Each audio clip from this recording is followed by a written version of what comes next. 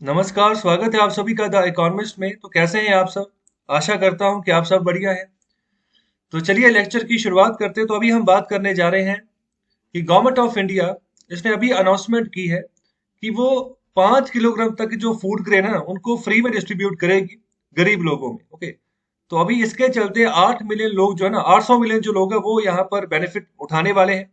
और भारत सरकार का लगभग जो है ना 26,000 करोड़ रुपए का खर्चा आएगा 8 million ton of food grains को डिस्ट्रीब्यूट करने में। ओके, तो अभी इस पूरा सिनेरियो उसका समझते हैं कि क्यों ऐसी जरूरत पड़ी है और मतलब कब ये जो है ना अनाज दिया जाएगा। यहाँ पर फूड ग्रेन्स की कैटेगरी में क्या क्या ग्रेन्स जो है ना वो प्रोवाइड किए जाएंगे। तो इन सब मुद्दों के ऊपर अच्छे से डिटेल में चर्चा करते हैं। तो चलिए शुरुआत करते हैं लेक्चर की। तो गवर्नमेंट ऑफ इंडिया ने हाल ही में फ्राइडे को अनाउंसमेंट की है कि जितने भी लोग जो जिनके पास राशन कार्ड है, राशन कार्ड होल्डर्स हैं, under the national food security act. Okay, तो ये 2013 में ये एक्ट बनाया गया था भारत सरकार के द्वारा। उस समय डॉक्टर मनमोहन सिंह की गवर्नमेंट थी, ओके, भारत में। और मतलब ये इसमें इसके रिगार्डिंग ना काफी कंट्रोवर्सी भी हुई थी। ओके, तो यहाँ पर काफी अहम बिल था ये जो कि पार्लियामेंट में पास हुआ। तो नेशनल फूड सिक्योरिटी एक्ट, इसमें इसमें बहुत सारी ऐसे प्रावधान थे कि जैसे अगर आप किसी रेस्टोरेंट्स वगैरह में खाना खाने जा रहे हो तो वहां से अगर आपने खाना जितना खा लिया अगर बचता है ना उसको वापस पैक करवा सकते हो, आपको कोई मना नहीं करेगा। ओके, तो वापस पैक करवाया है तो उसको आपकी मर्जी है, खुद कंज्यूम करना खुद कंज्यूम कर लो या फिर किसी को जो यहाँ पर गरीब है या फिर जो भूखा है उसको देना तो उसको दे दो। ओके, तो यहाँ पर ये नेशनल फूड सिक्योरिटी एक्ट के तहत यहाँ पर ना नए प्रोविजंस लाए गए थे उस समय, जो कि आज भी लागू है। तो अभी इसी एक्ट के तहत ना जितने भी पब्लिक डिस्ट्रीब्यूशन सिस्टम चलते हैं भारत सरकार के या फिर कोई स्कीम चलती है तो इसी एक्ट के तहत ही चलती है। ओके, तो अगर मतलब किसी स्कीम के तहत भी अगर गरीबों को कोई अनाज वगैरह नहीं पहुंचाया जाता तो जो भी यहाँ पर यहाँ पर दंड प्रदान जो भी होंगे ना मतलब प्रावधान होंगे नेशनल फूड सिक्योरिटी एक्ट में, उसके हिसाब से यहाँ पर कार्रवाई की जाएगी। तो अभी यहाँ पर यही बात कर रहे हैं, अनाउंसमेंट में यही बात किया गया कि जितने भी राशन कार्ड होल्डर्स हैं इस एक्ट के तहत तो उनको 5 किलोग्राम या तो राइस या तो व्हीट जो है ना फ्री ऑफ कॉस्ट दी जाएगी आने वाले 2 महीनों के लिए। तो यहाँ पर मई से शुरुआत होगी ये। ओके, मई महीना और दूसरा जून महीना। तो इसका रीजन तो एक यहाँ पर ये भी है कि पैंडेमिक के चलते ना पिछले साल से इकोनॉमी के ऊपर बहुत बुरा इम्पैक्ट पड़ा है। बहुत सारे लोग जॉबलेस हो गए। ओके, जॉबलेस हो गए तो बहुत सारे लोग ऐसे जिनको अभी तक भी जॉब नहीं मिली है। और बहुत सारे लोग ऐसे भी हैं कि मतलब कि वो ना नई आहट को पहचान रहे हैं। नई आहट मतलब कि अभी लग रहा है कि उनको दोबारा से कहीं लॉकडाउन ना लग जाए। और जिनकी जॉब लगी भी है ना तो वो भी माइग्रेंट वर्कर्स जो है वो छोड़कर वापस अपने गांव की ओर, अपने घरों की ओर जो है ना दोबारा पलायन कर रहे हैं। ओके, तो अभी ये सिचुएशन ऐसी हो रही है कि लोगों के पास जेब में पैसा नहीं है। पैसा नहीं है तो खाएंगे कैसे? ओके, खरीदेंगे कैसे चीज? तो अभी सरकार जो है ना अभी 2 महीनों के लिए एडिशनल जो है ना और यहाँ पर क्वांटिटी बढ़ा रही है अनाज की। तो या तो राइस या तो व्हीट दोनों में से एक जो है ना 5 किलोग्राम जो है ना एडिशन मिलेगा आने वाले 2 महीनों के लिए। तो यहाँ पर जो पहले रेगुलर कोटा के तहत उनको मिलता है ना सब्सिडाइज फूड फ्रूट ग्रेन वो तो मिलता ही रहेगा। लेकिन जो पहले मिलता है ना उसमें पैसे लगते हैं। कितने पैसे लगते हैं? ओके, अगर हमने राइस खरीदना है पर किलो के हिसाब से या फिर व्हीट खरीदनी है पर किलो के हिसाब से, कितने लगते हैं उसके बारे में आपको मैं आखिर में बताऊंगा। ओके, तो लेकिन अभी जो है ना ये सब कुछ फ्री ऑफ कॉस्ट देगी भारत सरकार। ओके, तो अगर हम बात करें नेशनल फूड सिक्योरिटी एक्ट की तो इसके तहत जो है ना 800 मिलियन जो लोग हैं वो कवर होते हैं। मतलब इतने लोगों के पास राशन कार्ड है। और इस यहाँ पर जो एडिशनल ये क्वांटिटी दी जाएगी ना फूड ग्रेन की तो ये एक स्कीम के तहत दी जाएगी। तो ये स्कीम भारत सरकार ने पिछले साल मार्च महीने में चलाई थी। ओके, जब लॉकडाउन लगाया था पहली बार। तो इस स्कीम का नाम था प्रधानमंत्री गरीब कल्याण अन्न योजना। ओके, नाम याद रखें, प्रधानमंत्री गरीब कल्याण अन्न योजना। तो अभी इसी के तहत ना फूड सिक्योरिटी प्रोवाइड की जाएगी गरीब लोगों को। तो पैंडेमिक के चलते जिन लोगों की कमाई के साधन चले गए, ओके, इम्पैक्ट पड़ा, खाने को यहाँ पर कोई खाना नहीं है, कुछ चीज है नहीं है, तो उनको यहाँ पर सरकार प्रायोरिटी देगी। लेकिन इस स्कीम को ना डिसकंटिन्यू कर दिया गया था दिसंबर 2020 में। ओके, तो अभी दोबारा से इसको लागू किया गया है। ओके, दोबारा से इसको शुरू किया गया भारत सरकार के द्वारा। और अभी सीधी सीधी बात है कि जिसके पास भी राशन कार्ड होगा तो उसको यहाँ पर 10 किलोग्राम या तो राइस या तो व्हीट मिलेंगे आने वाले 2 महीनों के लिए। और अभी इसमें थोड़ा सा बदलाव बदलाव क्या है कि पिछली बार ना सरकार ने जैसे चना होता है, जैसे दालें वगैरह होती है ना, वो भी दी थी 1 किलोग्राम पर फैमिली। लेकिन इस बार नहीं मिलेंगी वो।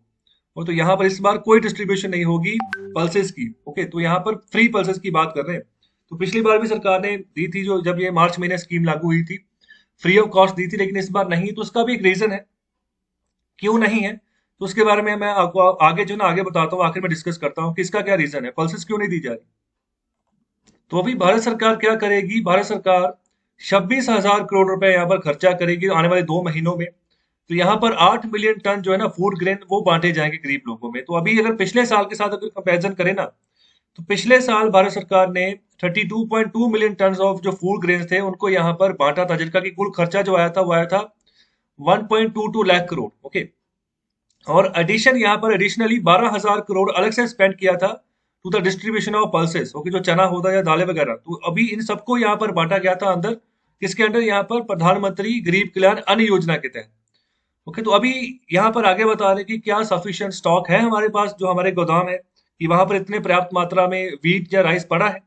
तो जो यहाँ पर ऑफिशियल डाटा आ रहा है ना, तो उसके रिगार्डिंग तो यही बात की जा रही है कि सफिशिएंट क्वांटिटी पड़ी है राइस की भी और वीट की भी गोदाम में, तो यहाँ पर जो भारत सरकार के जो फूड कॉर्पोरेशन ऑफ इंडिया के तहत जो गोदाम यहाँ पर ऑपरेट किए जाते हैं। ओके, तो बफर स्टॉक मतलब काफी है। लेकिन अगर हम बात करें ना पल्सेस की, तो इनका बफर स्टॉक बहुत कम हो गया है पिछले साल के मुकाबले। इस साल जो बफर स्टॉक है पल्सेस का वो बहुत कम हो गया है। तो ये एक यहाँ पर बेसिक रीजन है जिसके तहत इस बार फ्री ऑफ कॉस्ट जो है ना पल्सेस नहीं दी जाएगी।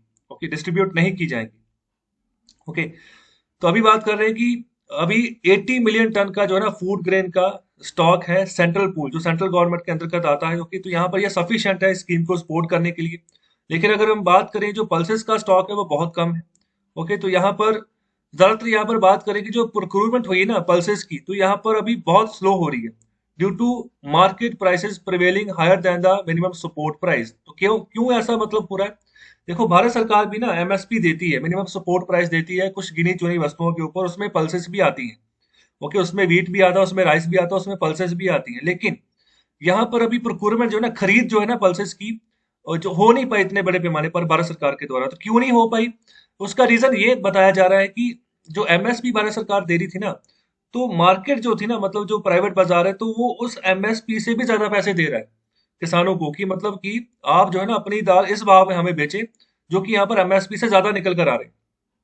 जिसके चलते अभी सरकार जो एमएसपी दे रही थी उसके चलते प्रोक्योरमेंट खरीद जो है ना वो कर ही नहीं पाई उतने बड़े पैमाने पर पल्सेस की। ओके, तो ये एक रीजन है जिसके चलते स्टॉक भर ही नहीं पाया भारत सरकार का पल्सेस के मामले में। तो अभी हाल ही में कुछ दिन पहले 3 राज्य थे, राजस्थान, केरला और उत्तराखंड, और यहाँ पर कुछ मेंबर ऑफ पार्लियामेंट थे जिन्होंने डिमांड की थी कि जो प्रधानमंत्री गरीब कल्याण अन्न योजना है ना उनको दोबारा से शुरू करें, तो गरीबों का भला जो है वो करें, उनकी मदद करें। अभी सिचुएशन दोबारा से वैसी खराब हो रही, तो उसी के चलते भारत सरकार ने रिस्पॉन्ड किया है और यहाँ पर जो है ना इसको दोबारा से स्कीम को कंटिन्यू कर दिया गया है। तो चलिए अभी बात करते हैं नेशनल फूड सिक्योरिटी एक्ट 2013 की। तो इसको राइट टू फूड एक्ट भी बोलते हैं कि जैसे हम बोलते हैं ना राइट टू इंफॉर्मेशन एक्ट आ गया, राइट टू प्राइवेसी एक्ट आ गया। तो भी इसके चलते एक राइट टू फूड एक्ट भी आया था 2013 में। तो अभी ये एक्ट ऑफ पार्लियामेंट है। तो इसका जो उद्देश्य था वो यही था कि यहाँ पर जो सब्सिडाइज फूड ग्रेन है ना वो प्रोवाइड करने to approximately 2/3 of the population of India. तो यहाँ पर लगभग जो ना 1.2 बिलियन यहाँ पर भारत की पॉपुलेशन बन रही है। ओके, तो उसका यहाँ पर जो ना 2/3 आप निकाल लीजिए, तो उनको यहाँ पर जो है बेनिफिट पहुंचाना है। तो अभी तो पॉपुलेशन ज्यादा हो चुकी है। ओके, तो अभी इसको यहाँ पर बनाया गया था सितंबर 2013 में ही, तो 2013 में ही ये लागू हो गया था। ओके, तो नेशनल फूड सिक्योरिटी एक्ट यहाँ पर इसको बनाने का मतलब यही था कि मतलब इसके अंतर्गत जो पहले ही जो यहाँ पर फूड सिक्योरिटी प्रोग्राम चलाए जा रहे, तो अभी वो सभी इसी के अंतर्गत हो गए हैं। ओके, जो गवर्नमेंट ऑफ इंडिया के द्वारा जैसे चलाए जा रहे, जैसे हम मिड डे मील स्कीम की बात करें। ओके, तो ये 1995 में ये शुरू हुआ था मिड डे मील स्कीम।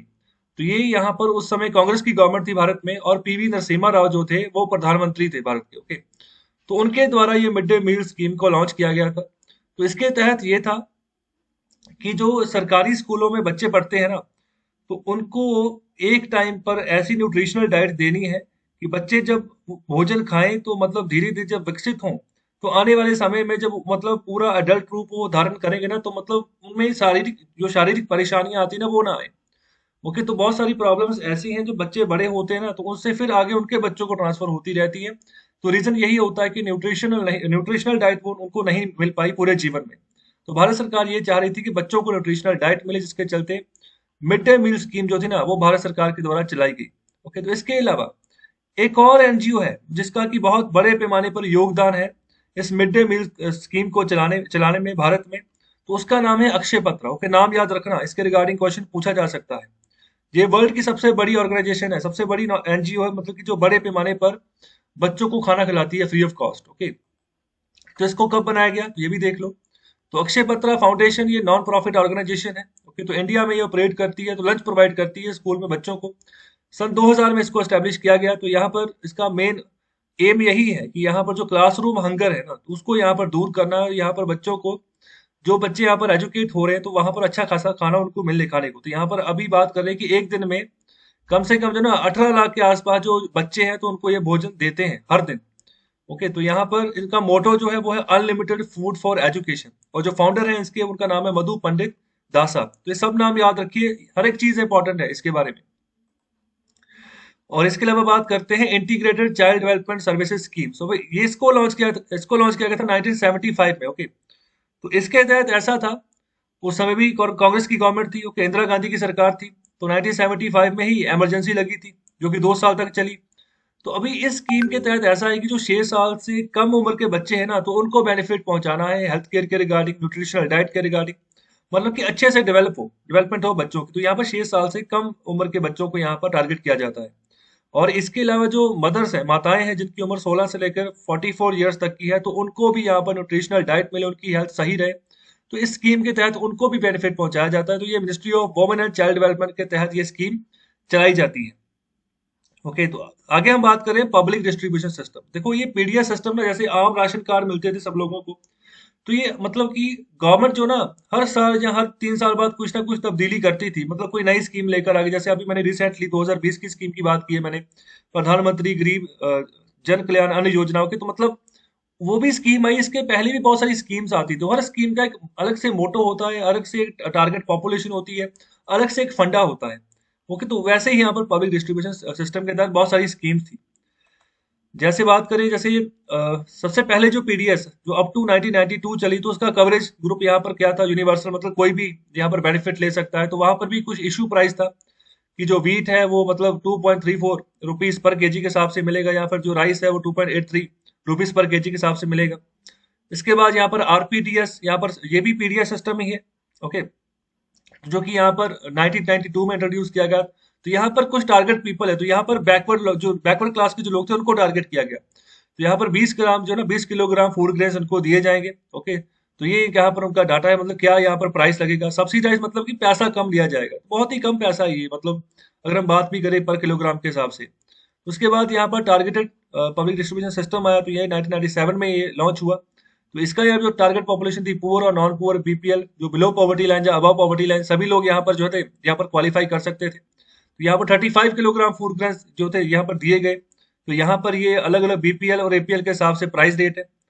इसके अलावा यहाँ पर आया, ओके, अंत्योदय अन्न योजना आई 2000 में आई ये। ओके, तो ये पोरेस्ट ऑफ द पोर के लिए थी। ओके, तो यहाँ पर भी 35 किलोग्राम ऑफ फूड ग्रेन्स दिए गए।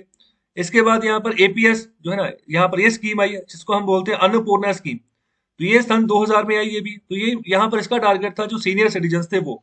तो यहाँ पर 10 किलोग्राम फूड ग्रेन्स उनको दिए गए for free of cost. Okay, और ये सबसे सबसे आखिर में यार नेशनल फूड सिक्योरिटी एक्ट 2013 में लागू हुआ। तो प्रायोरिटी हाउस होल्ड, मतलब कि जो भी जिसके पास राशन कार्ड है, मतलब कि जो फूड अफोर्ड नहीं कर पा रहा, तो सबको यहाँ पर बेनिफिट देना है। तो 5 किलोग्राम जो पर पर्सन के हिसाब से पर मंथ जो है ना यहाँ पर दिया जाता है, पर पर्सन के हिसाब से दिया जाता है। ओके, अनाज। तो यहाँ पर जो वीट का जो प्राइस लगता है वो 2 रुपए है, राइस का जो है 3 रुपए है पर किलोग्राम, और जो मोटा अनाज होता है उसका यहाँ पर 1 रुपए पर किलोग्राम के हिसाब से प्राइस लगता है। तो ये अभी ये सारी की सारी स्कीम्स ना इसी एक्ट के अंतर्गत आ गई। तो अभी 2013 की बात करें तो मैटरनिटी बेनिफिट्स भी यहाँ पर दिए गए, मतलब जो अभी जो मतलब लैक्टेटिंग मदर्स होती हैं, जिनको मतलब अभी बच्चा हुआ होता है या फिर बच्चे को दूध पिला रही होती है, तो उनको भी फायदा यहाँ पर दिया गया। तो मिड डे मील स्कीम, अगर हम यहाँ पर integrated child development services scheme की बात करें, तो यूनिवर्सल है इनका नेचर। ओके, तो मतलब ये चलता रहेगा ही। लेकिन अगर पीडीएस की बात करें तो यहाँ पर ये कुछ टारगेट जो है पीपल को ही लेकर चलते हैं। तो यहाँ पर जो है 2/3 जो पॉपुलेशन है सिर्फ उसको ही कवर करते हैं। तो 75% रूरल एरियाज में कवर हुई है, और 50% जो ना वो अर्बन एरियाज में पॉपुलेशन कवर करके चलते हैं पीडीएस सिस्टम के तहत। ओके, पब्लिक डिस्ट्रीब्यूशन सिस्टम के तहत। तो उसके तहत भी राशन कार्ड बनते हैं और आपको जो है अनाज वगैरह मिलता है, जिसके बारे में हमने अभी चर्चा की है। तो ये जो है लेटेस्ट जो यहाँ सब्सिडाइज जो प्राइस चल रहा है, क्योंकि पीडीएस सिस्टम के तहत राइस जो है 3 रुपए पर किलोग्राम के हिसाब से, वीट 2 रुपए पर किलोग्राम के हिसाब से, मोटा अनाज जो होता है वो 1 रुपए पर किलोग्राम के हिसाब से। तो जो प्रेग्नेंट वोमेन और लैक्टेटिंग मदर्स और भी यहाँ पर जो अलग अलग कैटेगरीज होती है बच्चों की, तो यहाँ पर डेली फ्री जो है ना यहाँ पर अनाज उनको वो दिया जाता है। तो यहाँ पर वो एलिजिबल है ये सभी लोग, okay, pregnant women lactating mothers, okay, जो दूध पिला रही है बच्चों को। और ये सबसे आखिर में हम बात कर रहे हैं कि जो प्रधानमंत्री गरीब कल्याण अन्न योजना है, तो यह भी फूड सिक्योरिटी वेलफेयर स्कीम थी। 2020 में इसको अनाउंस किया गया, ओके, कोविड पैंडेमिक के चलते। तो इसको कौन ऑपरेट करता है? इसको ऑपरेट करता है department of food and public distribution. और कौन से मंत्रालय के तहत ये ऑपरेट होता है? Ministry of consumer affairs, food and public distribution. तो ये इंपॉर्टेंट है कि कौन से मंत्रालय के तहत ये जो ये स्कीम है ये चलाई जा रही है, पीडीएस सिस्टम जो है ना वो चलाया जा रहा है। तो इसके बारे में भी आपको पता होना चाहिए। तो कैसा लगा लेक्चर? अपना फीडबैक जरूर दें और शेयर करें इस लेक्चर को ज्यादा से ज्यादा। वीडियो को लाइक करें, सब्सक्राइब करें। बहुत बहुत शुक्रिया, धन्यवाद।